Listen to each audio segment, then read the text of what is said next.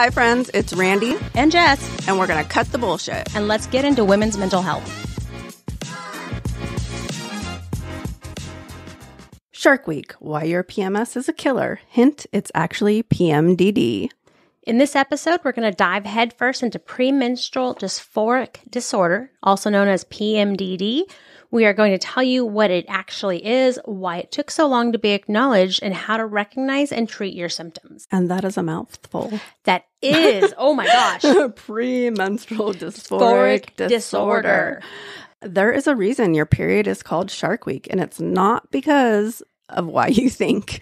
It's not like they're circling around. Right. I always thought it was because they said, oh, you can't go swimming in the water because the sharks can smell your blood. Right. And they're going to come after you. No, your tampon is not your dinner. So what I found was that we'll put a picture up, but a shark brain and a uterus vagina, they look the same. No, that can't be. Your uterus does not look like a shark's brain. And Jess was like, yes, I've got to see this. Oh my God. Yes. And the other thing I found, they said, I'm going to pronounce this wrong, is squalene.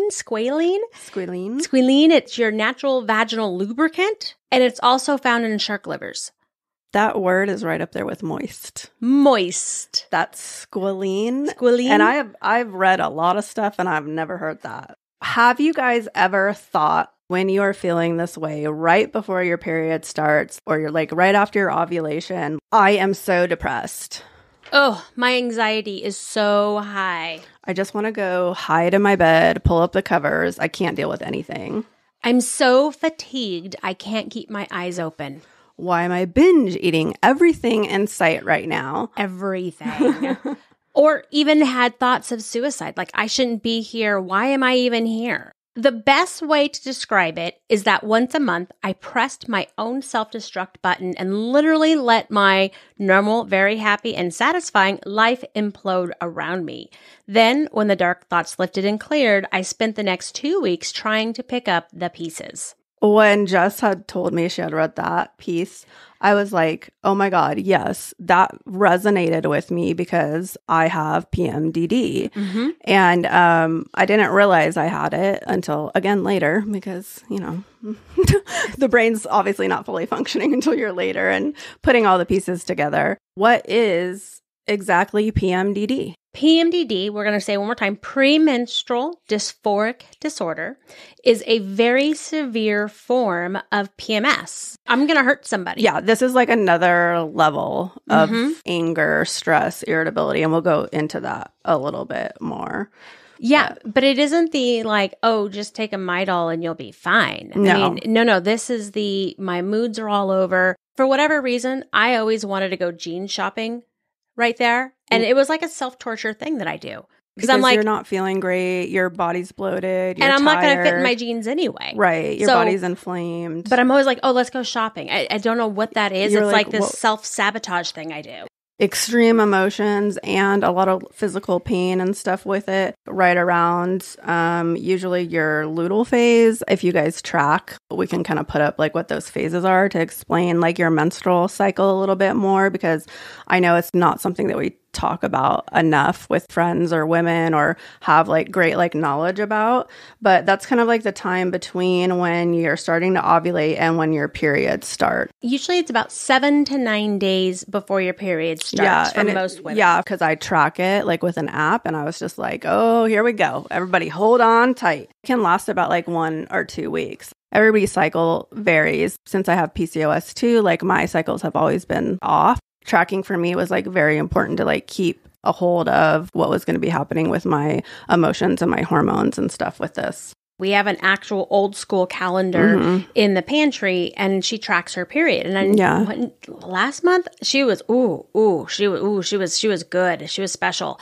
And I said, oh God, I was like, go check to see if when you're going to start your period. She's like, I'm fine. And I was like, no, go check, go check. And she was like, it says 2 days. And I was like, oh, okay. And sure enough, 2 days later, and she's like, oh. Yeah. And that's what I've worked on a lot with my daughter too. When I started learning like what my symptoms were and like how it cycled and how it was affecting my life and that like I wasn't crazy, been able to pass that on to her. And like I can see like she'll start telling me like she's feeling a certain way, like nauseous or like dizzy. And I'm like, look at the calendar and I'm like, oh, our periods are coming up, because joy, when you're in a household of women, you're usually cycling around each other.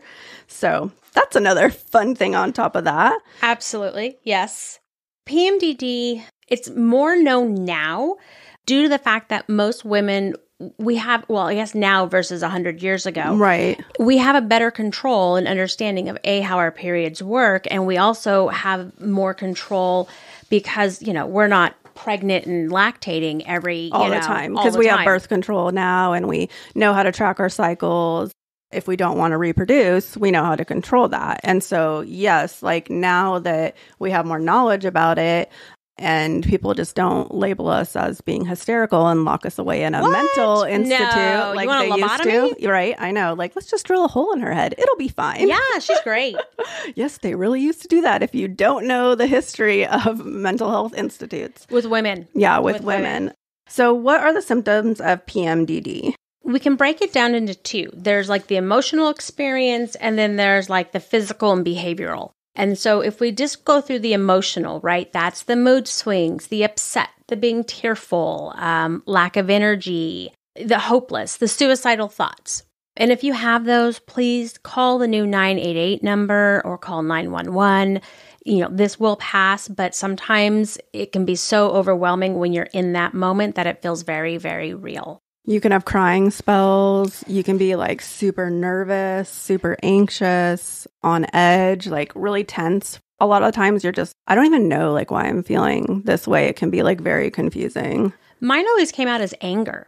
Just pissed at the world, pissed at everything. Nothing went right. Right. And it's just like something very small can totally set me off. We missed an appointment this week that I had reminded my partner about like over and over and over. Yeah, I'm getting tense right now. We missed it.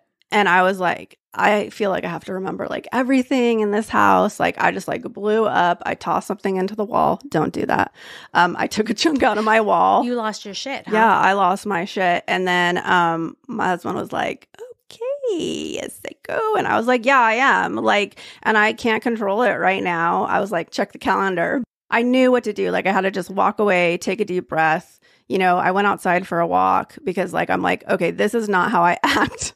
Like 99% of the time. This is the 1% of the time that I am just going to have so much feelings, overwhelmed and out of control. And I start like crying about everything, and anything can trigger me. Well, and it feels so real, so valid, so real. Right. And so intense that you're like, this is real. Right. This is real. This anger, you are completely messed up and this is all real. Right. Even though 3 days later, you're like, no, I'm good. I'm right. sorry. Like, yeah. Can we fix my wall now? My bad. Yeah. Oh, and also it's the difficulty concentrating, right? Like ADHD doesn't have that problem anyway. Yeah. And I get severe, well, we're going to go into the physical side of it too, but this also impacts the emotional, is because I get severe insomnia. So it's like I either like wake up really early and I can't sleep, or I can't fall asleep, or I just like wake up in the middle of the night. That's it. So like when you're not getting enough sleep and then your emotions are like all erratic too, it's like double whammy and you're like FML. Like, right?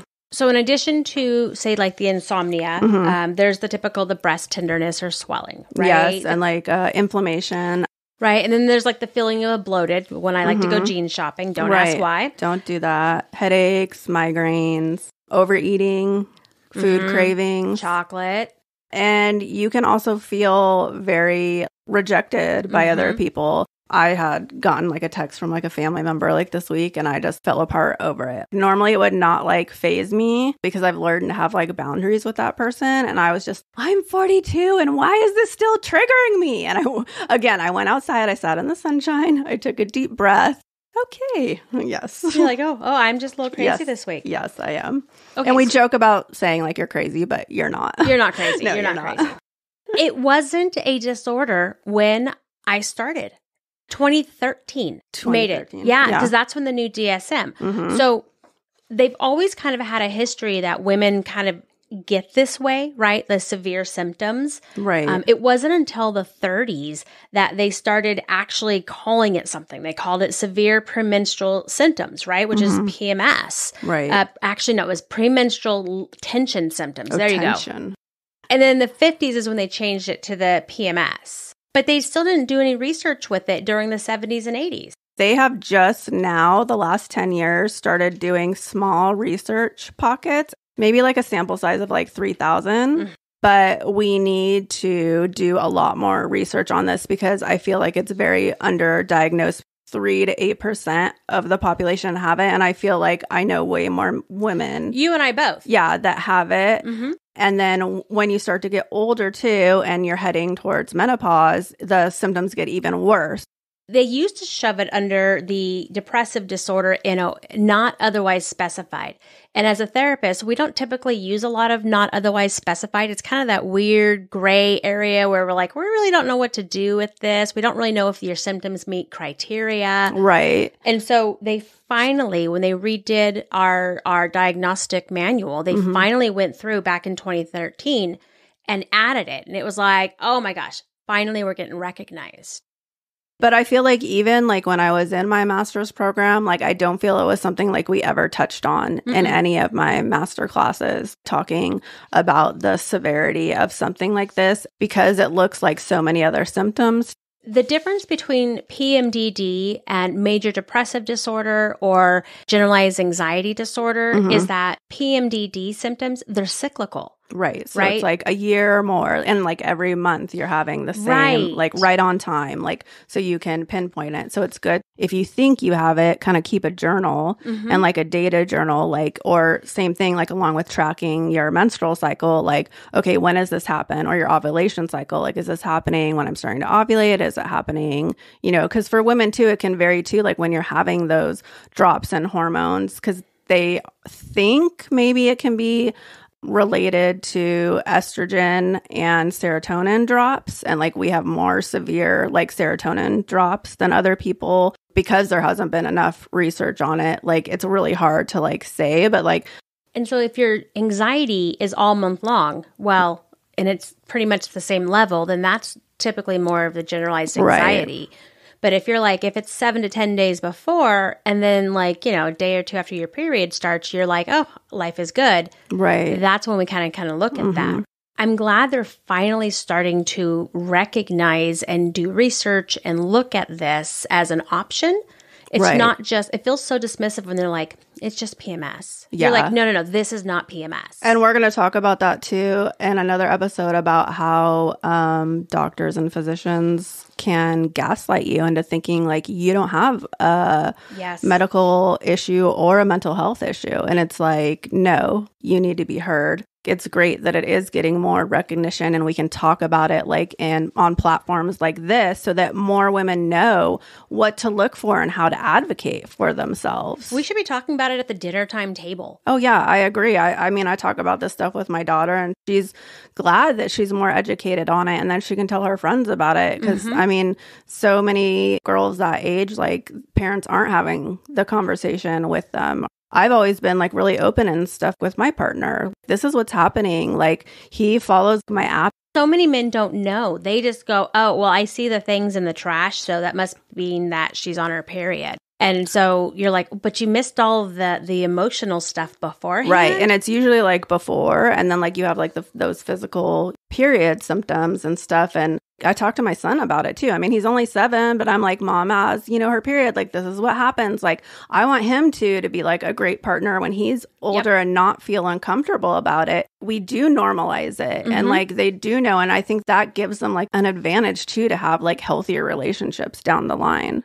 Oh, I love it. My daughter will sit there at the dinner time table and talk about the flow of her period. And you're like, thank you. And I'm like, I am so proud of her. And my husband is looking a little uncomfortable and he's just eating his food. He's like, I'm not sure if I should comment. I don't know what to do.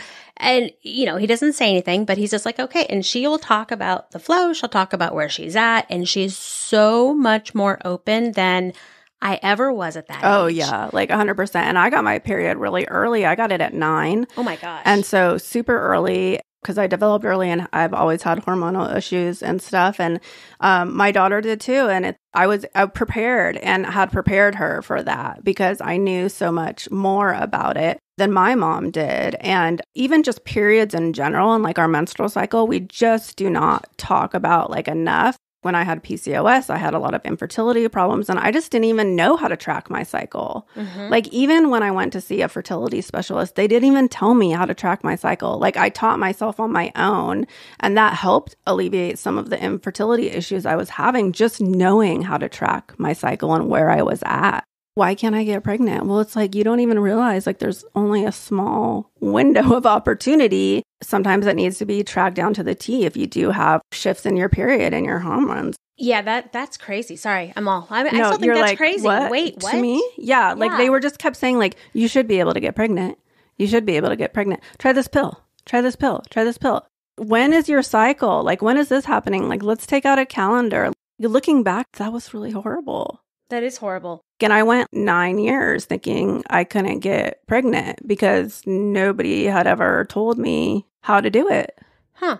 But that's why we use a calendar. I want her to know and be able to plan. So we know in October when the school dance is, and is that going to be around her period time? Right? So we kind of know what we're going to wear and not wear. Yeah. And well, not we, she. But that's what I'm trying to teach her. So she's aware of that. The more knowledge you have, the more power you have, the more empowered you are about your thoughts, your emotions, your body, the more you can control and the more you can advocate for yourself. I obviously wasn't able to advocate for myself when I was going, through those struggles because I didn't know. Now I could like advocate for my daughter or myself or like friends and stuff because sometimes you just don't have the knowledge base. Doesn't mean that you're dumb. It doesn't mean any of that. It just means that no one has taught you. And that's not something that I think past generations would teach us. No, and my mom had passed away. I didn't have her, to like ask about that when I was going through all of that stuff. Let's get to the nitty gritty about if you went to somebody and you're like, I think I have PMDD. This is the criteria you would have to meet to like actually say, yes, you are diagnosable with this. And I want you to count on your fingers because you need at least 5 symptoms. So just, 5 little fingers. They have to be present the week before your period. Again, 7 to 9 days, but definitely the week before your period. And then they typically have to improve usually by like 2-3 days after your period starts. Okay, so let's do our fingers and let's do some counting here. Okay.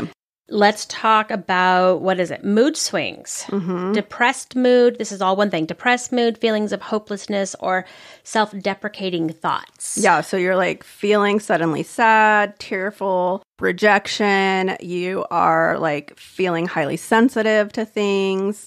So you need to have one or more of those. An upswing of irritability, anger, or like conflicts. More dramatic is happening, right now, or I'm being more drama right now. Right. So I've got 3. Yeah. Right? We're doing our fingers. Marked anxiety or tension or feelings of just being like keyed up or on edge. Just like if you have anxiety, it's just worse. Right. And I usually get that, like I start feeling like more tension in my body and like, something's thrumming through my body, but I'm like, I don't really have anything to be anxious about. So it's like, why? And so like you have leveled up, as my son would say, gaming your anxiety. And then one or more of these following symptoms must also be present from another set of criteria. So a decreased interest in what you usually find like enjoyable. If you love going to the gym and you're like, I ain't doing it. Right.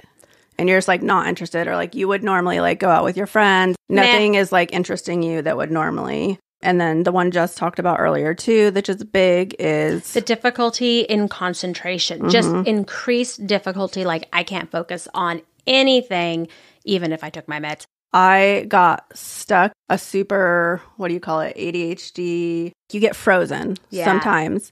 And I was like, I took my medicine for my ADHD. I have done all these things. I took my vitamins and I'm stuck. And I couldn't focus no matter how hard I was trying. And then same thing, like I went back, like all these things were happening. And I was like, yes, look at the calendar, Randy. You have like no energy. You're more tired. Yeah, just kind of like a lump. Like I'm just going to lay on the couch and just watch nothing or just scroll, whatever. Change in appetite again. So this one's huge. It's not just having the cravings for chocolate that I joke about, but it's like usually chocolates and sweets and binge carbs eating almost. And binge eating. You're like, I can eat everything. Salty, carbs, sweet, sugar. French fries. Yeah. And then hyperinsomnia or insomnia. Right. So, You're either sleeping way too much or Right. you're not sleeping at all. yeah, for me, I don't sleep at all. And then a sense of being overwhelmed or out of control. Yeah, that's a big one right there. And then the other one is what we talked about is like the physical symptoms, your breasts are tender or you're swollen or muscle pain, bloating, or even like weight gain, or it feels like you've gained weight even if you haven't because you're just like, ugh, nothing fits. Yeah.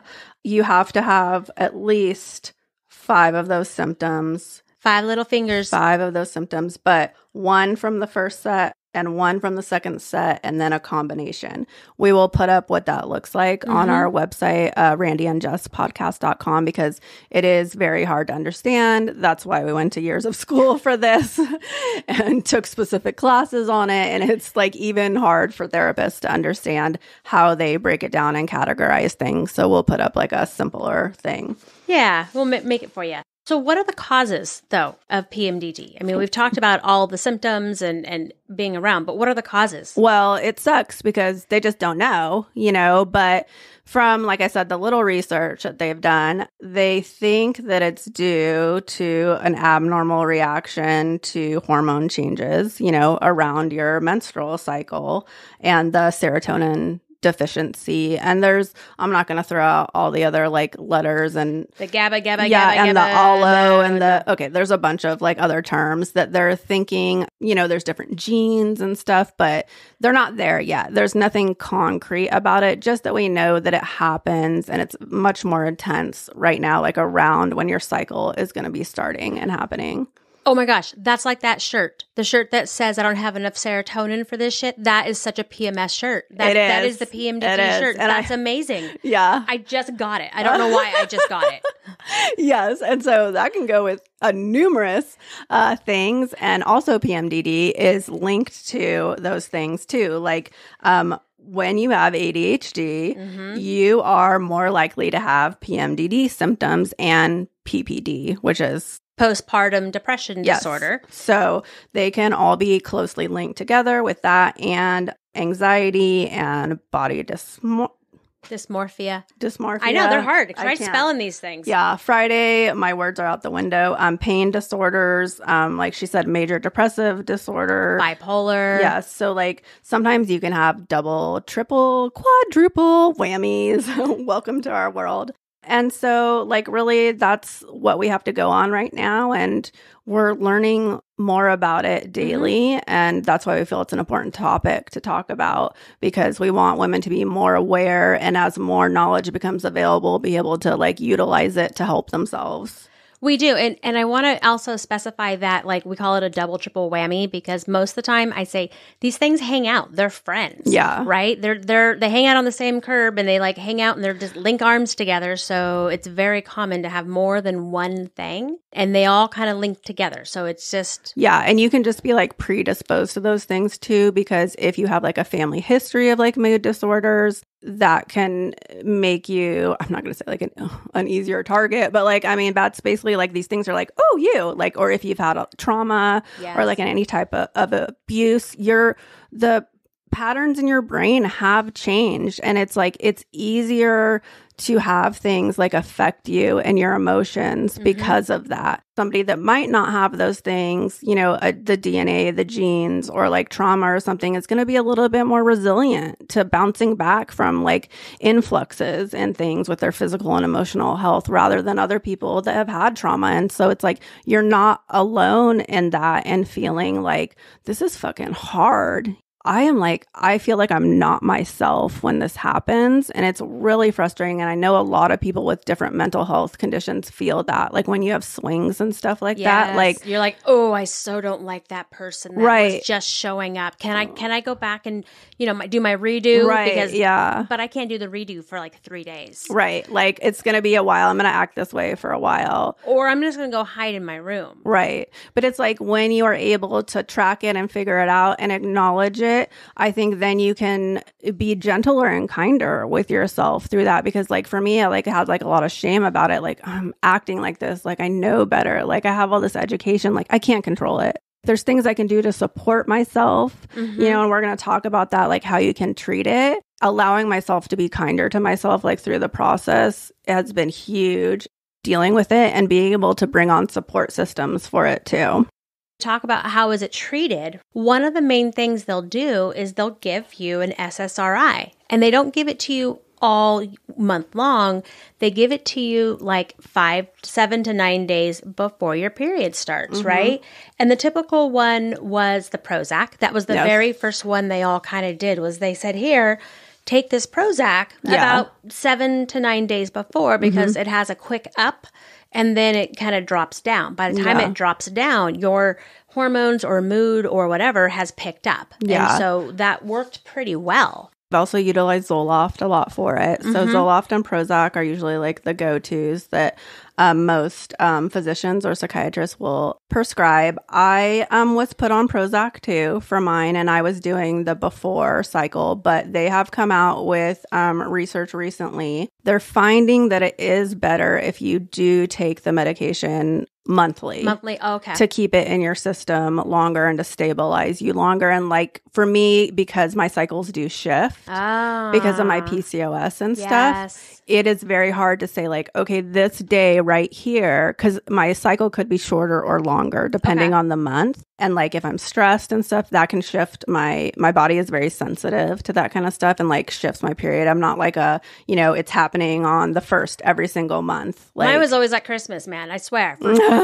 Yeah. However many years, like, Christmas is coming, I'm PMSing or I'm going to start my period. Yeah. So it's like I've never been able to specifically ever track. Like it's always shifted by like sometimes like 4 days, 5 days, 7 days. Sometimes I've gone like a month, or more without my period. For me, and the research they're coming out with now, they're saying it can be better just to be on it month round. But always, talk to your provider, your caretakers, your therapist, your psychiatrist, and do what's best for you and your body. Yeah. I mean, I guess I can imagine it takes 4 to 6 weeks for it really, truly to be in your system. And I can see how they'd probably want to do that, or just maybe increase it right around a certain time, but have it already in your system. Yeah. So what I do is I take like a lower dose monthly, and then closer when I'm starting to cycle and feel it coming on, I up it. Yeah. Okay. That makes sense. So your body doesn't go, whoa. Right. It already knows what's going on. Yeah.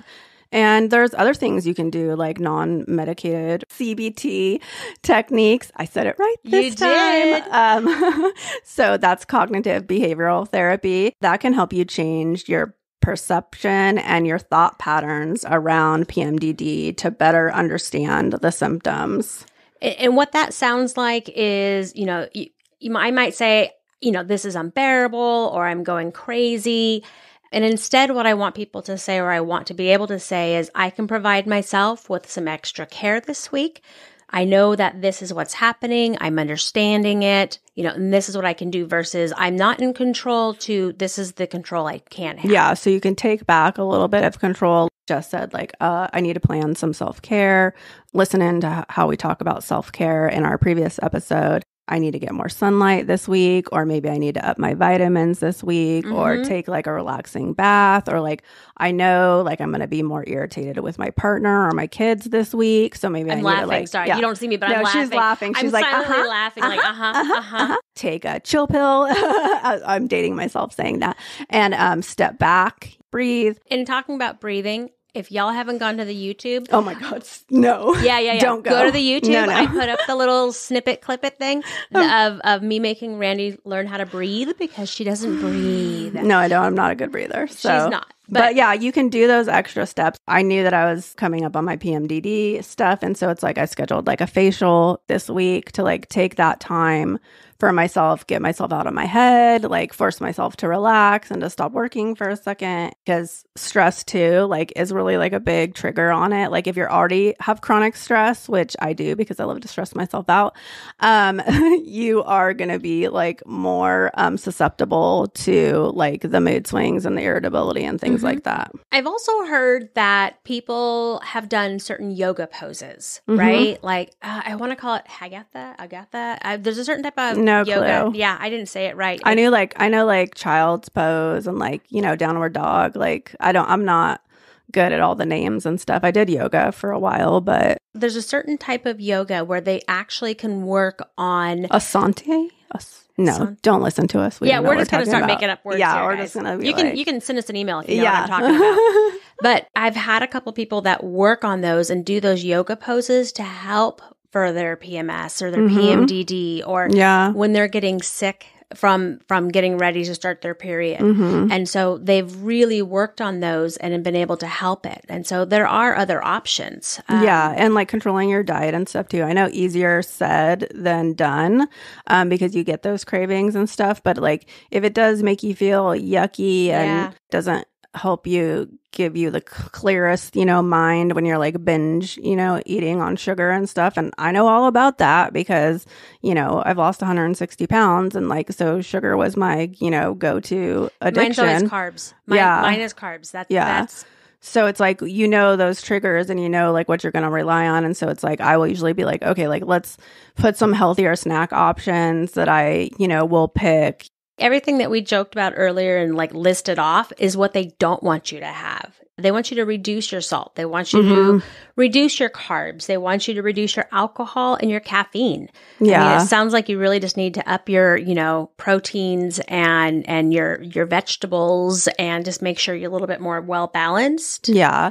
And I mean, they say that for everything. So it's kind of like easy to push off. Yeah. But again, if you're like keeping track of this and you want to empower yourself and know like your symptoms, even if you don't do all of these things, because sometimes that can be super overwhelming in itself to think like, okay, I know I should be doing this and this. 1, 2, 3, 4, 5. Yeah, just like pick like one thing that is going to make it yourself a little bit more centered when you're going through this. And like, that's why I was like, okay, I'm just going to schedule a facial. Like that's all I can handle like this week. Like I'm still going to eat like some, pudding or whatever because it is a roller coaster. Yeah. I feel like that. Like it is very, very like high emotions, down emotions and, swinging around and looping around. And I think an important thing to help you, like I said, is like the support. And I want to go back because with the support, we talk about letting our partners know on a calendar. You don't need to share an app if you don't want to. Yeah. And it's not just saying I'm starting my period, but hey, I'm getting ready to start my period. This is what it means. Because even if you tell your spouse, I'm going to start my period, he might be like, does that mean we're not having sex? Right. What does that mean? Right. So again, like clear communication. Yes. Like this is like, I try to explain like still every month. Again and again, just 411. This is what's happening. Like you think, I am feeling off balance. I am feeling irrational. Like I am feeling triggered by this. I am feeling extra emotional. And please don't point it out. Don't tell me I'm being irrational or emotional. Just hear me. Don't point it out and say, yeah, I saw that. Just be like, really? Oh, okay. Yeah, like not like, hey, psycho, like mine. But yeah, so I mean, we joke about it now, but yeah. And so it's like having that information, not only empowering yourself, but empowering like those around you and your kids and your, your spouse or your partner to know like this is happening. So like, not like you need to like tiptoe around me, but so they know like why. Cause like I tell my kids, like it's not directed like at you. You're just like in the crossfire of this right now.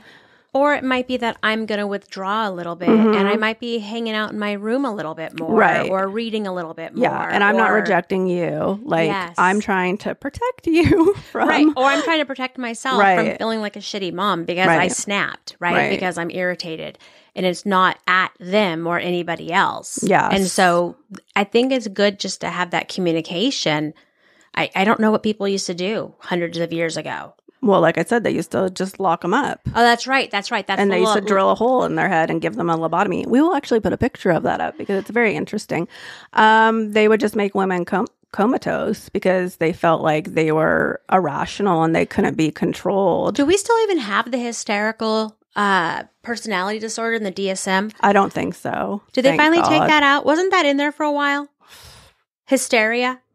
I think so. I think I know it's a Freud thing, but I can't remember if that's an actual diagnosis or not. I don't know. We'll have to look it up. We'll let you guys know. But so get some support. Yes. Get fucking support.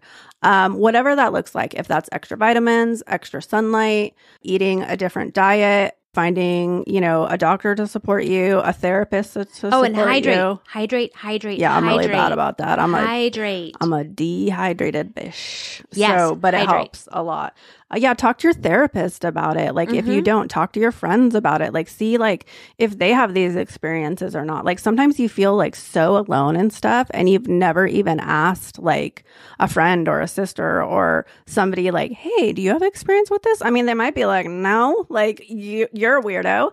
But like other times they could be like, oh my God, yes. And like, I didn't know. And like, like this happens. And it opens up like this whole other world of like communication and support that you like never knew that you had. But like, don't be ashamed of it. Yeah. Next thing you know, you can be like my kid talking about your period over the dinner time table. It'll be totally great. It'll be awesome. It'll be awesome. Everything is awesome. There's so many of us. We all have this. Like, as women who have been born with a reproductive system, it's happening, and whether you don't have or you do have it, like, even if you talk to your friends about it, then they know that they can support you during that time. Like, what do you need? Because a real friend is going to want to support you. So.